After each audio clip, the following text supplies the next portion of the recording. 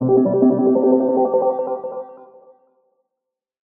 good morning. Thank you so much for being today's video. My name is Manahil. I'm part of the marketing team at the UTM Career Center. I'd love for you to introduce yourself and your company.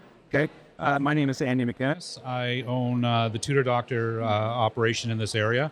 Primarily, we're a tutoring company that we hire tutors to tutor high school and elementary school kids, mostly one-on-one, and it's in-home. Okay, thank you for that. Thank you for being today's event. As we're speaking, many students are making their way into the event, and some students may feel invisible at such large networking fairs. What advice would you give them in terms of like standing out or like a cheat code to make their way around the crowd? Well, my advice would be just to be comfortable. Do whatever makes you feel comfortable. If you need to find somebody that looks like you or somebody that you think that looks friendly, I think the biggest important thing is talk to the first person. And all of a sudden you realize, you know what, people aren't as scary. Particularly at networking events, people who find themselves shy or think everything is scary. But if you really think about it, everybody else feels the same way you do. And the best thing to do is just walk up to somebody and start talking. Introduce yourself and have a plan when you walk in about what you want to accomplish, and have something to talk about. Don't just stand there and stare. Doesn't matter what you say, just say something. Yeah. All right, thank you for sharing that. I'll definitely use that as I make my way around the fair. So speaking of the hiring opportunities that your company has on your website or like just job postings in general, are there any entry-level roles at your company that students often like overlook but shouldn't? And what are some emerging skills that you think is essential for your industry in the next few years? That's a very, well, we only hire we're hiring tutors.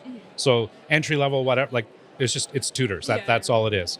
And I think the biggest thing that people need to think about is people would say, I didn't do so well in high school, but I made it to university, so I don't think I can be a tutor.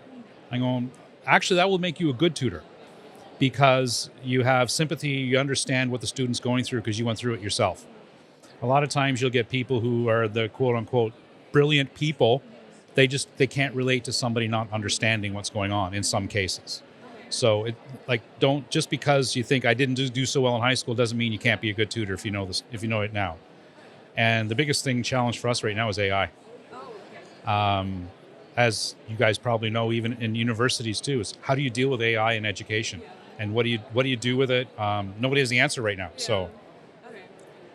Thank you for sharing that. So speaking about like AI and that effect on your industry, are there any misconceptions that you think students have relative to like tutoring and education that you'd love to clear up? Well, I guess I referred to it earlier. Yeah. It's more about the fact that if you're not a straight A student, doesn't mean you can't tutor. Yeah. Okay? The biggest thing is you have to have the knowledge to be able to do it. And even bigger than that is being able to communicate and make someone else feel comfortable. Okay. Thank you for sharing that. And so with the like current market and everything, with typically you see with one job posting hundreds, even thousands of applications just for one post. How can students show that they're a good culture fit while submitting their resumes and going through the interview process? Well, for us, when you're the tutor, it's very independent work. So showing that you have initiative and you don't just sit back and wait for people to come to you, you go out there and kind of make things happen. Okay. If you don't get a response when you're expecting one, make a phone call, send an email, just reach out. Okay. Thank you for sharing that. And lastly, as an incoming graduate myself, and on behalf of many others who are graduating, I'd love to know, what is one piece of advice you'd give someone starting their first job out of school? That's a tough one because it depends on what your goals can be. It's a balance. It's like there's the whole thing is you should be getting a job that you enjoy, because as the old saying, in which I strongly believe, if you enjoy your work, you'll never work a day in your life. Okay, so enjoy it if you can, but also don't expect that your first role is going to be your dream job. Okay, in a lot of cases, you may have to start with a lower level entry position and work your way up, but kind of have a plan of this is my goal and this is where I want to go. Just know how to get there. Okay. Some people end up taking a job because I need a paycheck. I need to make money. Like the reality is that's why you work, right? But don't get caught in something just for the paycheck because if it's not what you want to do. So just keep your eye on what you're doing. Okay.